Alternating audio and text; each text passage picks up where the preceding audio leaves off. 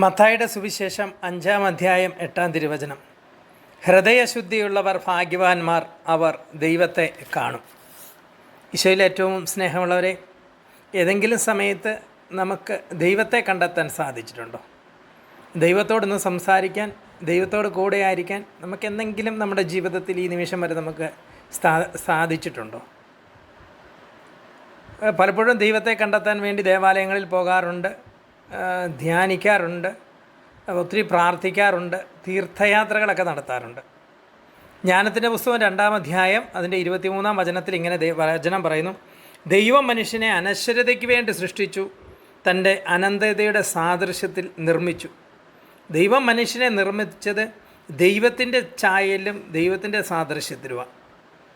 അപ്പോൾ നമ്മളോട് ചേർന്നായിരിക്കുന്ന നമ്മുടെ പ്രിയപ്പെട്ടവരിൽ, നമ്മുടെ കുടുംബാംഗങ്ങളിൽ, നമ്മുടെ സുഹൃത്തുക്കളിൽ, നമ്മുടെ അയൽവക്കത്തുള്ളവരിൽ, നമ്മൾ കണ്ടുമുട്ടുന്ന വ്യക്തികളിലൊക്കെ ഈ ദൈവത്തെ നമുക്ക് ദർശിക്കാൻ വേണ്ടി, കാണാൻ വേണ്ടി സാധിക്കണം. സങ്കീർത്തനം 11:7 പറയാം: പരമാർത്ഥ ഹൃദയർ അവിടുത്തെ മുഖം ദർശിക്കും. നമ്മൾക്ക് ഹൃദയശുദ്ധി ഇല്ലാത്തത് കൊണ്ട്, നമ്മുടെ ഹൃദയം ഒരു പരമാർത്ഥ ഹൃദയം അല്ലാത്തത് കൊണ്ടായിരിക്കും ഒരുപക്ഷെ നമുക്ക് ഈ ദൈവത്തെ ദർശിക്കാൻ സാധിക്കാതെ. കാരണം നമ്മൾ കണ്ടുമുട്ടുന്ന നമ്മുടെ പ്രിയപ്പെട്ടവരിലായിക്കൊള്ളട്ടെ, നമ്മൾ കണ്ടുമുട്ടുന്ന വ്യക്തികളിലായിക്കോട്ടെ, അവരുടെ കുറവുകൾ, അവരുടെ കുറ്റങ്ങൾ, അവരുടെ ബലഹീനതകൾ, അവരുടെ പോരായ്മകൾ ഒക്കെ നമ്മൾ പലപ്പോഴും പെട്ടെന്ന് കാണാറുണ്ട്. ഇങ്ങനെ നമ്മൾ അവരുടെ കുറവുകളിലേക്ക്, കുറ്റങ്ങളിലേക്ക് നോക്കുമ്പോൾ അവരിലെ ദൈവത്തെ നമുക്ക് കാണാൻ സാധിക്കുന്നില്ലെന്നുള്ള.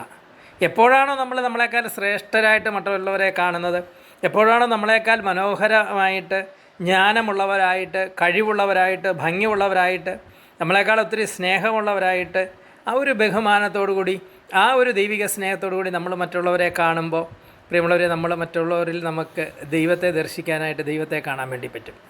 ദൈവത്തെ കാണാനായിട്ടുള്ള വലിയ കൃപ എല്ലാവർക്കും ഉണ്ടാകട്ടെ. വചനം പറയുന്നത് പോലെ ഹൃദയശുദ്ധിയോടുകൂടി നമുക്ക് മറ്റുള്ളവരെ നോക്കാം. എല്ലാ മുൻവിധികളും മാറ്റിവെച്ചിട്ട് ഹൃദയശുദ്ധിയോടുകൂടി നമുക്ക് മറ്റുള്ളവരെ കാണാം. അങ്ങനെ നമ്മുടെ പ്രിയപ്പെട്ടവർ നമുക്ക് ദൈവത്തെ ദർശിക്കാം. ഈശോ എല്ലാവരും ഒത്തിരി അനുഗ്രഹിക്കട്ടെ. ആമേൻ. ഹല്ലേലൂയ.